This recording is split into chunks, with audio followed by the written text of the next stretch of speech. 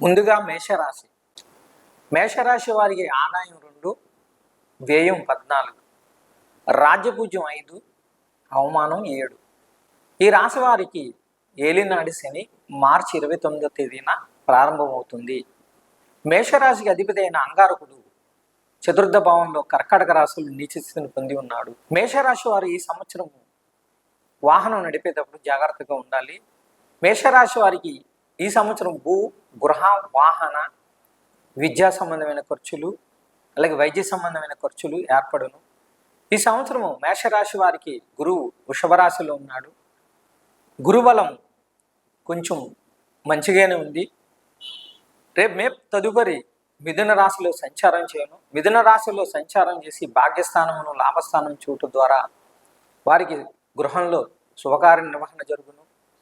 అనుకున్న పనులు సఫలీకృతం అగును. ప్రయాణములు చేయుదురు. బంధువులతో సఖ్యతగా ఉందురు. గృహమున శుభకార్యములు జరుగును. వృత్తి వ్యాపారాల్లో లాభములు గడించుదురు.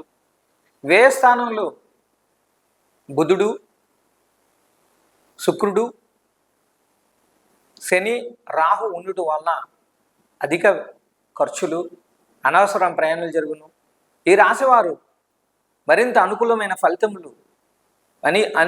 ఫలితములు పొందుటకు ఈ రాశివారు సుబ్రహ్మణ్య స్వామిని ఆరాధన చేయుట, మంగళవారం సుబ్రహ్మణ్య స్వామికి పాలాభిషేకములు చేయుట, ఈశ్వరుడికి రుద్రాభిషేకములు చేయుట, గోవుకి ఆహారం పెట్టుట, కేజింబావు కందులు నానబెట్టి పావు కేజీ బెల్లం కోరి గోవునకు పెట్టుట, కందులు దానమిచ్చుట ద్వారా చక్కటి ఉత్సవం కలిగి ఈ రాశివారు శనికి నల్ల నువ్వులు దానం ఇచ్చుట, శనికి తెల్ల తైలాభిషేకములు చేయుట, స్థానికంగా దగ్గరలో గల మందపల్లి క్షేత్రంకి వెళ్ళి తైలాభిషేకములు చేయుట, కాలభైరవునకు దీపం పెట్టుట చేయవలెను.